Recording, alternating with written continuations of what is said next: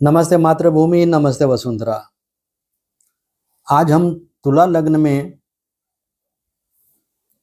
केतु का जो राशि परिवर्तन है उससे संबंधित जानकारी लेकर के आए हैं। तुला लग्न के जो जातक हैं इनके जीवन में क्या कुछ शुभ अशुभ परिणाम प्रभाव देखने में आएंगे, इसके बारे में हम चर्चा करेंगे। पिछले समय में हमने शनि राहु की युति के बारे में, उसके बाद में शनि का जो संपूर्ण गोचर है पूरे 2.5 साल का, उसके बारे में हमने वीडियो बना करके रखे। उसके बाद हमने गुरु के राशि परिवर्तन के बारे में भी जानकारियां जो है वो पूरी श्रृंखला बना करके रखी है, आप जा करके देख सकते हैं। और आज जो है हम राहु केतु की श्रृंखला के अकॉर्डिंग आज हम तुला लग्न में केतु का जो राशि परिवर्तन है इसके बारे में हम जानकारी लेकर के आए हैं। आप सभी को पता है कि 18 मई 2025 को राशि परिवर्तन होने वाला है राहु और केतु का, जो 5/12/26 तक चलने वाला है। अर्थात कि केतु जो है 18 मई 2025 से लेकर के 5 दिसंबर 2026 तक केतु सिंह राशि में भ्रमण करेगा। वर्तमान समय में केतु कन्या राशि में चल रहा है। पिछले समय में आपने यात्राओं में, कई प्रकार के व्यय में, कई प्रकार के मतलब जो है आपके जो कार्यक्रम है उसमें आपने कुछ बंधनकर्ता स्थितियों का अनुभव किया होगा। केतु कन्या राशि में निचस्थ होते हैं तो कुछ न कुछ कष्टकारी परिणाम अवश्य देते हैं। लेकिन अब जो है केतु अपनी मूल त्रिकोण राशि में प्रवेश करने वाले हैं। केतु की मूल त्रिकोण राशि जो है ये सिंह राशि है। केतु की स्व राशि जो है वो मीन राशि है और केतु की जो उच्च राशि है वो वृश्चिक राशि कही जाती है।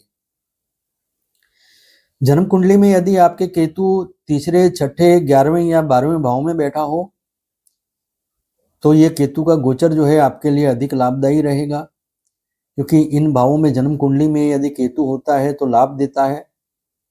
तो गोचर में भी लाभ भाव में केतु का आना कुछ अतिरिक्त लाभ देगा। लाभ भाव में तो कोई भी ग्रह आता है तो वो किसी न किसी प्रकार का लाभ दे करके जाता है, लेकिन यहाँ तो अपनी मूल त्रिकोण राशि में प्रवेश करने वाले हैं केतु महाराज, तो कुछ अच्छा लाभ अवश्य देंगे।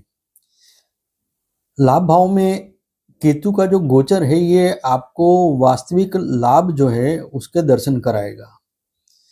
व्यक्ति की आध्यात्मिक क्षेत्र में उन्नति उसको दिखाई देगी, परोपकार के भाव जागेंगे, धार्मिक कर्मों के लिए वो प्रेरित होगा।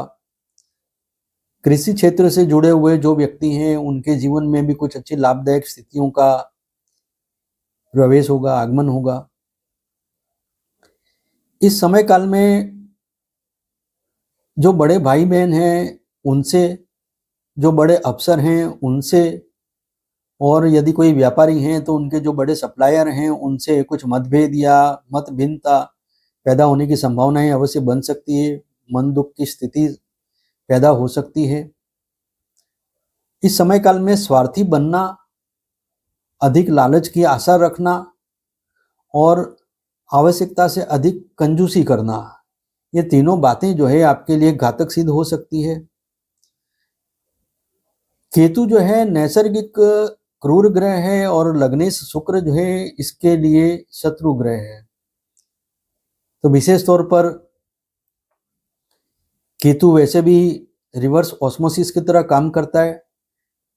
जैसे आरओ मशीन होता है, जो वाटर प्योरीफायर हम कहते हैं, जो पानी की अशुद्धियों को दूर करके शुद्ध पानी हमें प्रदान करता है, उसके अंदर जो मेम्ब्रेन होती है वो एक तरह से केतु का ही प्रतीक है कि जो अशुद्धता को दूर करके शुद्धता प्रदान करती है। तो इस समय काल में एक बात अवश्य होगी कि लाभ और वास्तविक लाभ में क्या अंतर होता है, इसकी परिभाषा जो है आपको बहुत अच्छे से केतु यहाँ पर समझाएगा। 18 मई 2025 से 5 दिसंबर 2026 तक केतु सिंह राशि में अपनी मूल त्रिकोण राशि में चलने वाला है। केतु का जो आरंभ है सिंह राशि में, ये उत्तरा फाल्गुनी नक्षत्र से होगा। उत्तरा फाल्गुनी नक्षत्र का जो स्वामी है ये सूर्य है। सूर्य जो है ये केतु के लिए एक तरह से मित्रवत है, क्योंकि केतु भी अग्नि ग्रह कहा जाता है और सूर्य जो है वो अग्निपुंज है ही है। सिंह राशि में अर्थात कि सूर्य की राशि में, सूर्य के नक्षत्र में केतु का गोचर भ्रमण आपके लिए पद प्रतिष्ठा इत्यादि बढ़ाने में आपको सहायक सिद्ध होगा। इस समय काल में यह बात अवश्य होगी कि आपके विचार, आपके कर्म और परिणाम तीनों आपस में किसी तरह की भिन्नता लिए हुए होंगे। व्यक्ति के सामने जो परिणाम आएंगे या तो वो परिणाम व्यक्ति की समझ में नहीं आएंगे और उसको पसंद भी नहीं आएंगे, किंतु जैसा कि मैंने शब्द का प्रयोग किया है वास्तविक लाभ, अर्थात कि व्यक्ति के लिए जो अच्छा है ईश्वर उसको इस समय काल में वो प्रदान करेंगे। ये नहीं कि व्यक्ति जो चाहता है उसे वो मिले। यहाँ इन्हीं बातों को समझने की आवश्यकता रहेगी।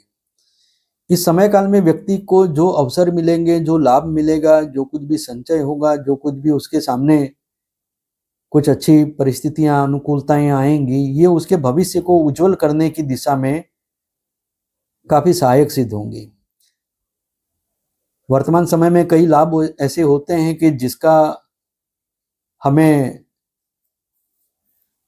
एक पहचान नहीं होती है, उसका हमें एक आभास नहीं होता है कि ये क्या है, हमारे लिए अच्छा है या बुरा है, लेकिन वो आने वाले समय में ही सिद्ध होता है।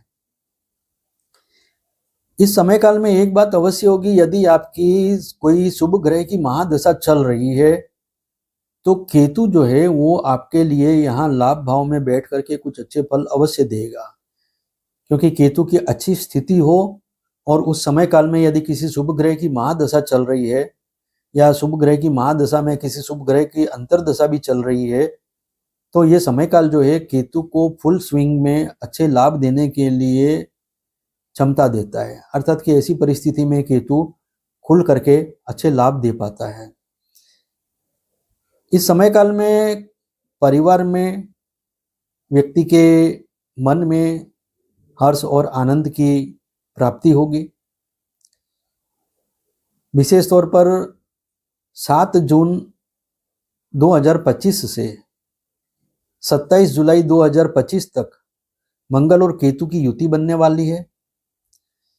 मंगल यहाँ पर प्रबल मार्केस के तौर पे काम करेगा, लेकिन मित्र की राशि में केतु के साथ होने से मंगल जो है कुछ शुभ फल देने की कोशिश भी करेगा।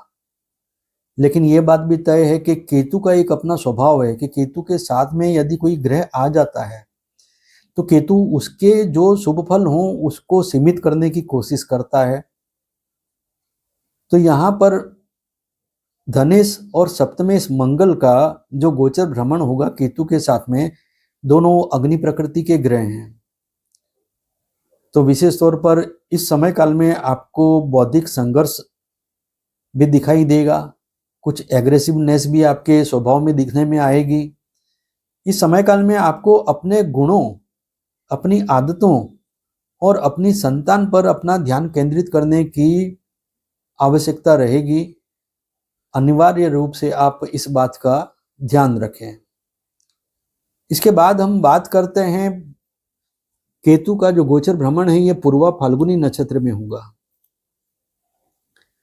पूर्वा फाल्गुनी नक्षत्र जो है ये 20 जुलाई 25 से 28 मार्च 26 तक चलने वाला है।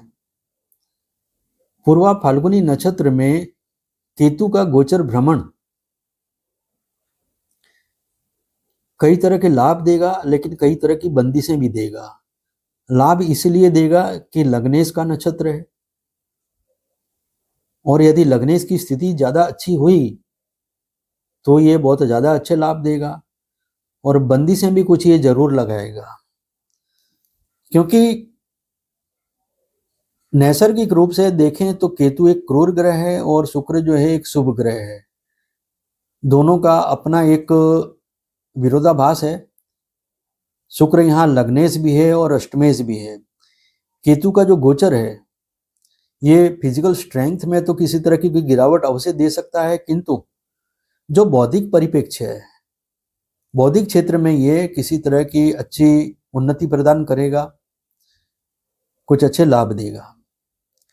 यहाँ लग्नेश का नक्षत्र लाभ भाव में होने से केतु जो है यहाँ पर लाभ देने के लिए बाध्य रहेगा, किंतु नीति और गुणवत्ता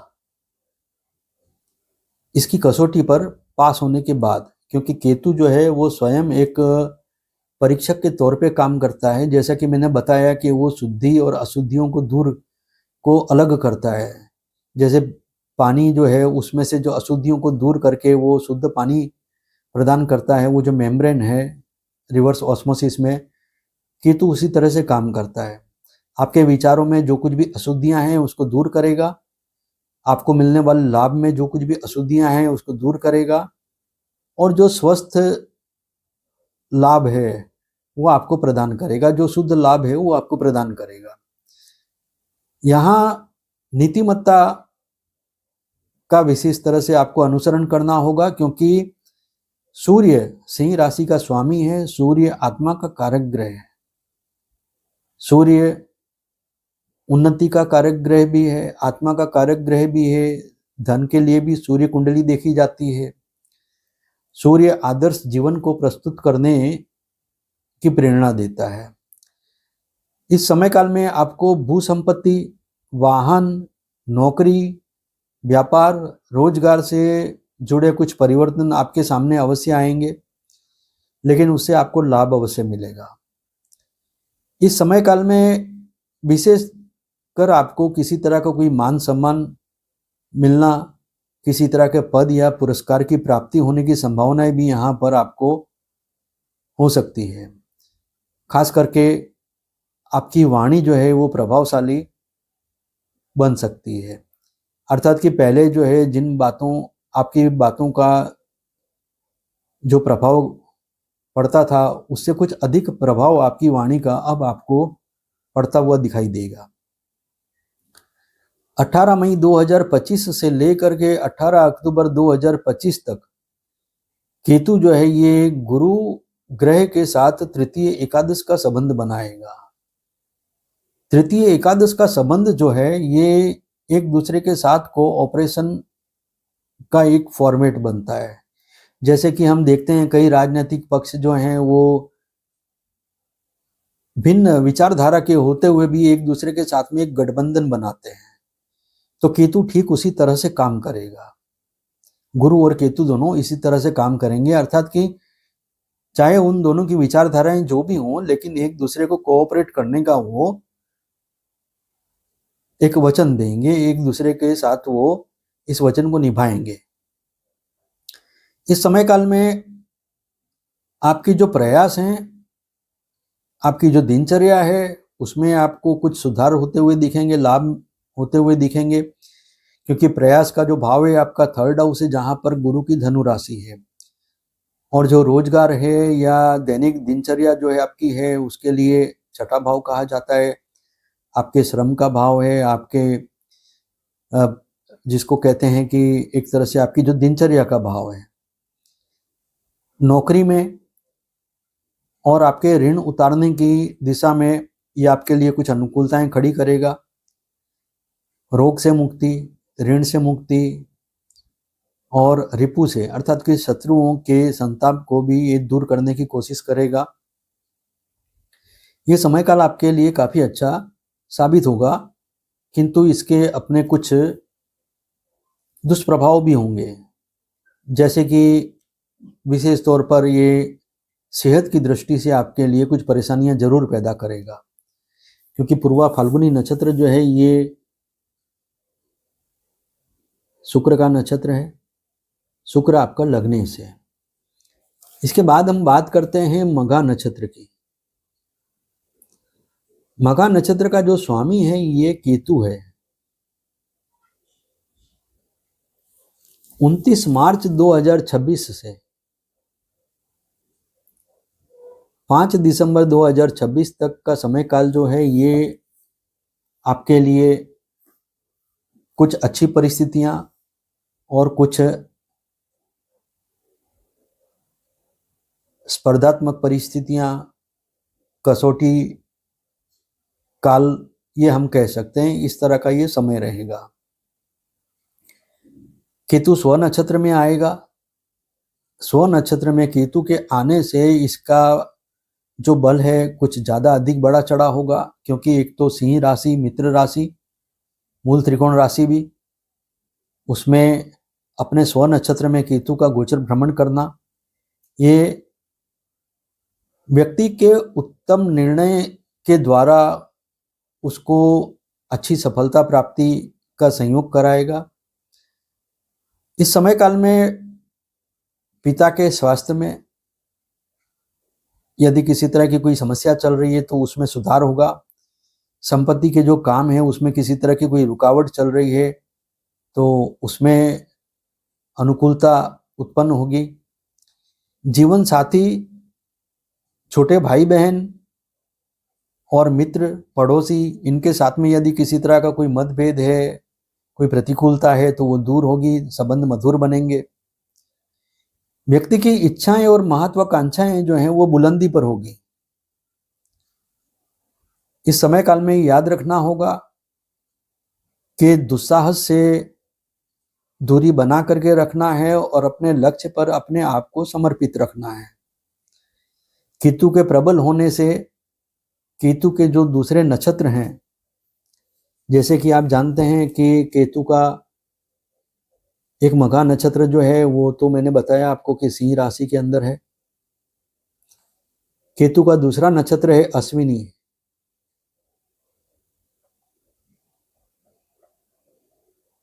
वो मेष राशि में है। केतु का तीसरा नक्षत्र जो है वो मूल नक्षत्र है, वो जो धनु राशि में है।